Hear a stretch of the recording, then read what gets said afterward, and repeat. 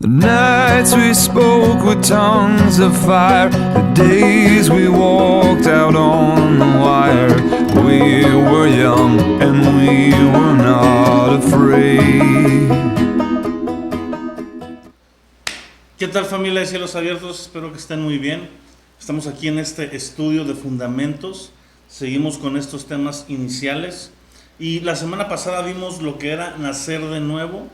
Podemos ponerle a ese tema nacer de nuevo, salvación, conversión, todo ocurre en un momento. Ese nacer de nuevo es lo que nos hace a nosotros venir a estar en Cristo. Y es un cambio de vida radical, es un cambio de la luz a las tinieblas, dice en Efesios, de muerte a vida. Ustedes estaban muertos en sus delitos y pecados, y Dios en Cristo, con el amor que los amó, les dio juntamente con Él vida, de haber estado muertos a vida y vida eterna. Y el día de hoy voy a hablar de lo que son ciertas situaciones acerca de la salvación. Es decir, ya que soy salvo, ¿qué beneficios hay en mi vida? ¿Qué cambios hay en mi vida? ¿A qué puedo aspirar? ¿Qué puedo anhelar? ¿Qué puedo esperar? ¿Qué se espera de mí ahora que ya soy salvo? ¿Ok? Porque es bien importante este punto, ya que este punto define nuestra eternidad con Dios o fuera de Dios.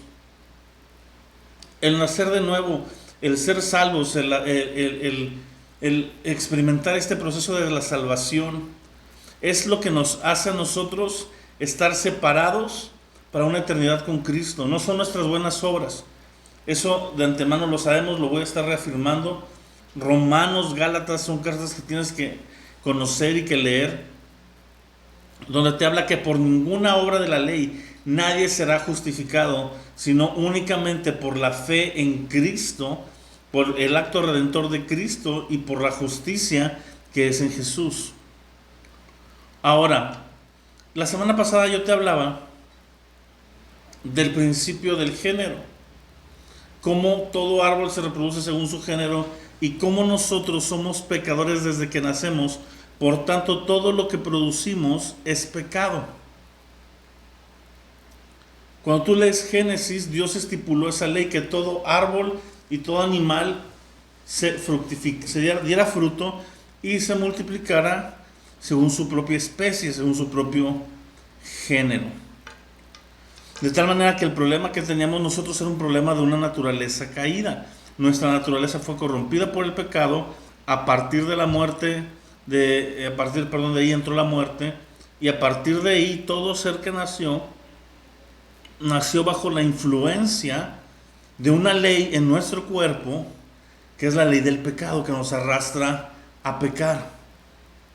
La ley de Dios exhibe la ley del pecado, nos muestra los mandamientos justos, pero a la vez la ley de Dios lo que hace a nosotros es mostrarnos que es imposible de cumplirse al pie de la letra. Por tanto, necesitamos un agente externo que venga, cumpla estos requisitos y nos otorgue salvación. De tal manera que hay una necesidad de ser salvados. Ahora, ¿salvados de qué? Salvados principalmente del infierno, pero salvados de nuestra naturaleza de pecado, liberados. Mira, quiero que me acompañes a Hebreos 5:7.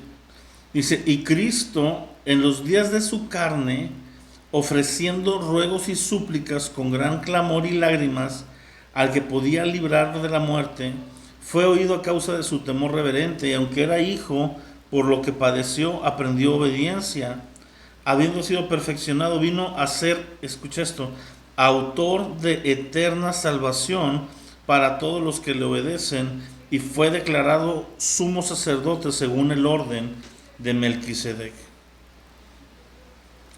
Jesús es autor de eterna salvación. Aquí la palabra eterna también significa, tiene una connotación que habla de completa y que llega a todos los rincones de algún lugar. Es decir, cuando viene salvación sobre nuestra vida, es un evento donde hay un cambio espiritual tan fuerte que cada molécula, cada parte más recóndita de nuestro ser es afectada para bien por el autor de la eterna salvación, que es Jesucristo, que irradia salvación sobre nosotros, nos impregna de su gloria, nos impregna de su favor, de su misericordia, y viene a haber un cambio espiritual tan fuerte que se le llama nuevo nacimiento. Es tan fuerte, que por eso te digo, es tan fuerte porque no es una mejora al yo antiguo, no es que Abimael del pasado, el pecador, mejora tantito, no, es que venimos a ser nuevas criaturas, venimos a ser nuevas personas con una nueva naturaleza y con acceso a una nueva herencia, acceso a cosas que antes para nosotros no eran posibles y ahora están dentro del reino, son parte de nuestra herencia. La salvación nos coloca, escucha, la salvación nos coloca en el lugar donde yo puedo empezar a tomar parte de mi herencia lograda por la muerte de Jesús. Digo parte porque hay parte que vamos a poder experimentar aquí en la tierra, pero hay otras que están designadas para el reino venidero, para después de la venida de Jesús. Sin embargo, hay muchísimas que están destinadas para nosotros hoy, y el creyente normalmente pensaría que están destinadas o que son metáforas o que son aplicativas hasta la muerte y resurrección. Y tenemos que ir entendiendo que hay muchas de ellas que se pueden aplicar hoy, que son mi herencia y que son parte de lo que Jesús pagó por mí. Y que al venir la salvación, vamos a decirlo, es como si se desbloquearan esos accesos y pudiéramos tomar de ellos, pero es a voluntad. Es decir, yo necesito, por eso la importancia de estas enseñanzas, por eso la importancia de la Escritura, porque la Escritura me revela a qué tengo herencia y para cuándo la puedo obtener, y si es algo que puedo obtener hoy, echar mano de ella. Pablo le decía a Timoteo, echa mano de la vida eterna, echa mano de lo eterno, toma, extiéndete y toma de lo que hay en esta eternidad ganado para nosotros. Entonces Jesús es autor de eterna redención. Fíjate, en 2 Timoteo 2:10 dice: por tanto todo lo soporto por amor de los escogidos, para que ellos obtengan la salvación que es en Cristo Jesús con gloria. La palabra salvación es la palabra sotería y significa varias cosas. Entre ellas vamos a desglosarlo y voy a ir hablándote de estos beneficios.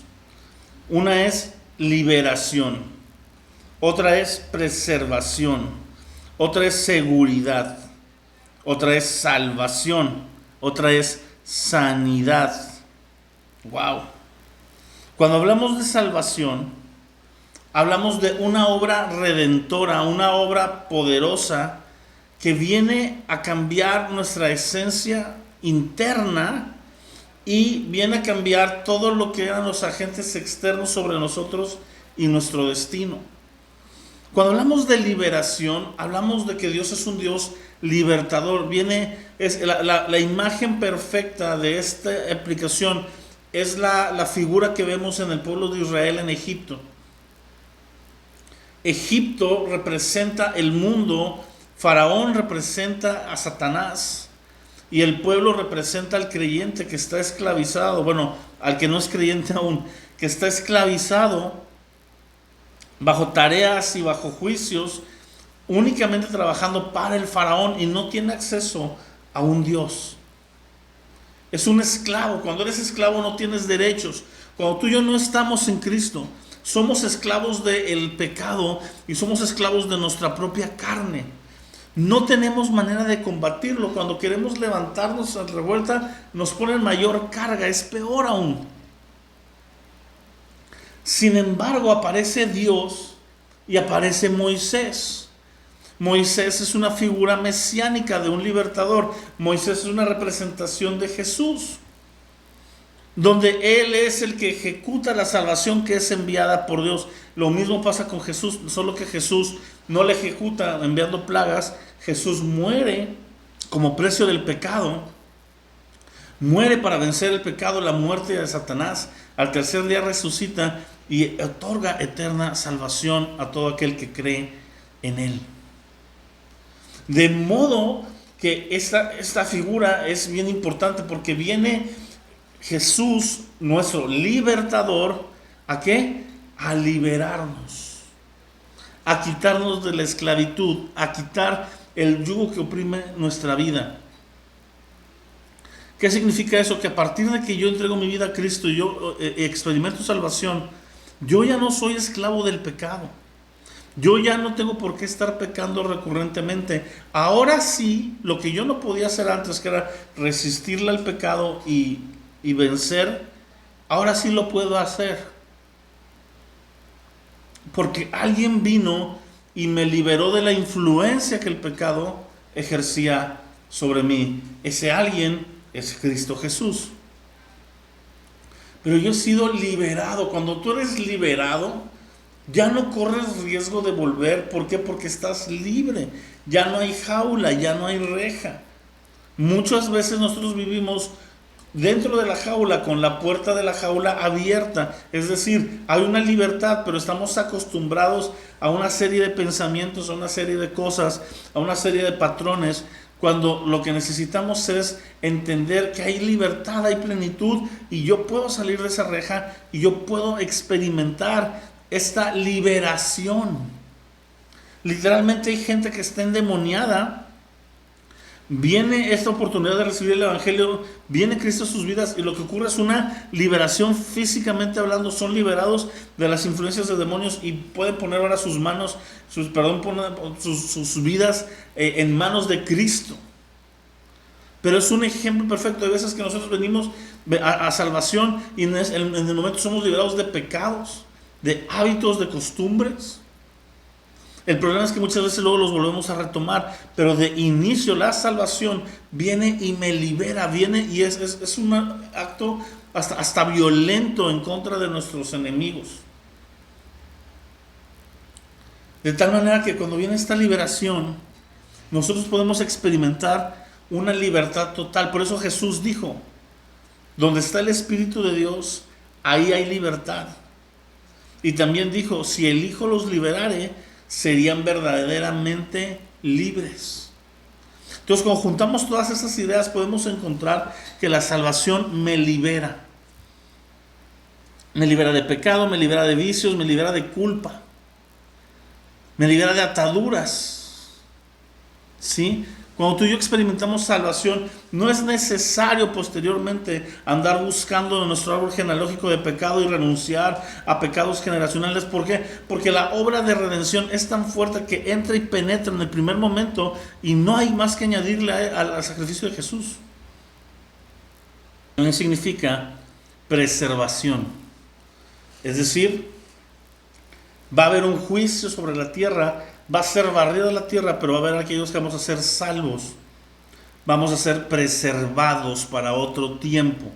Vamos a ser preservados para otro plan, para el milenio, para después la eternidad con Dios. Pero aquellos que no están salvos son echados al lago de fuego, donde todo se corrompe y todo se destruye. Nosotros estamos preservados. Otra palabra es seguros.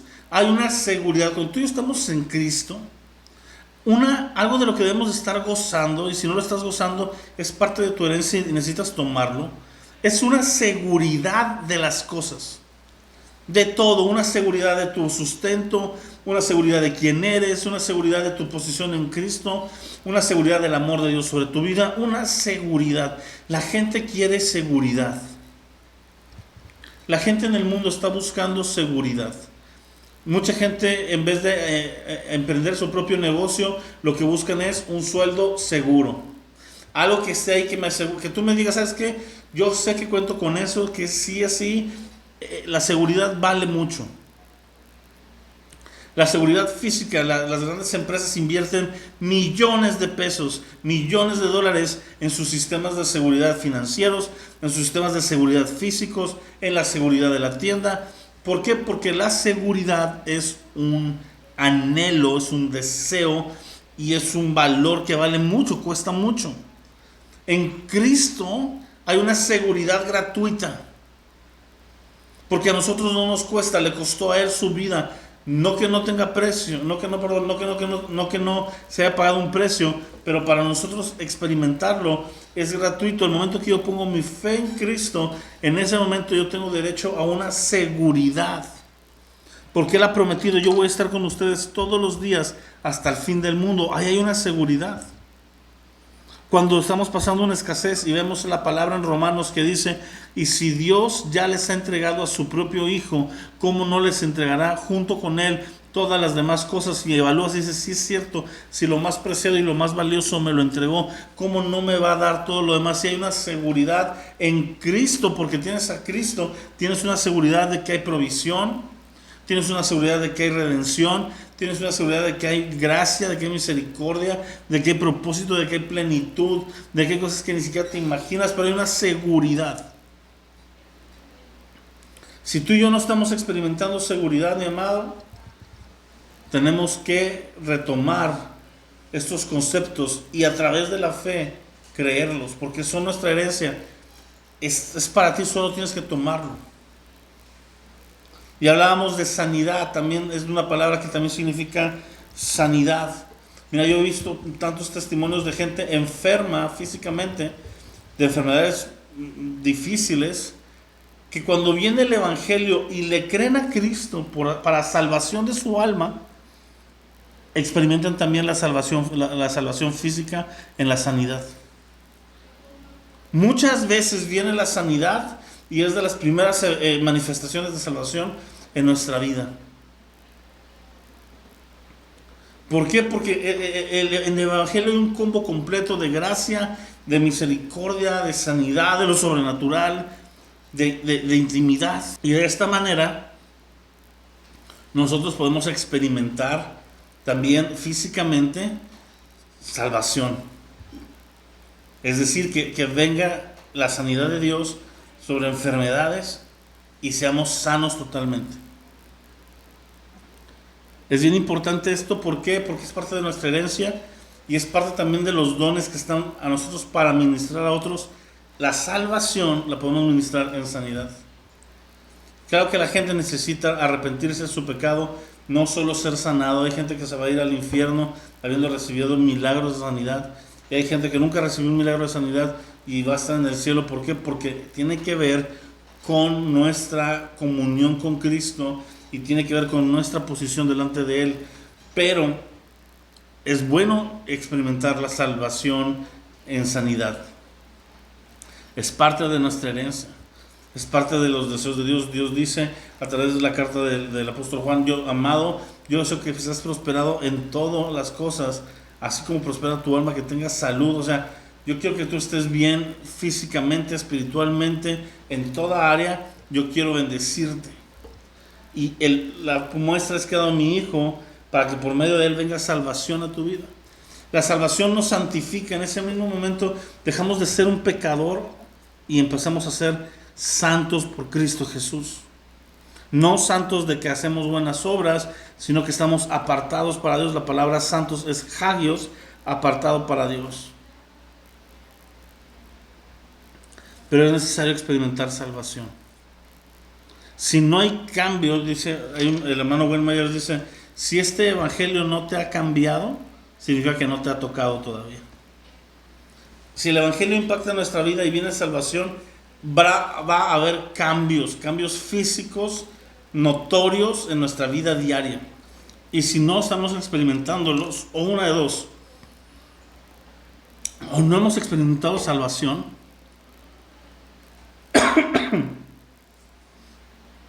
o se nos ha engañado para no echar mano de aquello a lo que yo tengo derecho y que es un recurso para mí. Yo te invito a que empieces a poner en práctica todo lo que es para ti, a que vivas en libertad, Ya no más esclavo del pecado, no más esclavo del temor, no más esclavo de tus propios deseos. Vive en libertad, vive en liberación. Experimenta y ministra tú la liberación de Cristo en otros. Vive en sanidad, vive en provisión, vive en eterna y perpetua salvación. The nights we spoke with tongues of fire, the days we walked out on the wire. We were young and we were not afraid.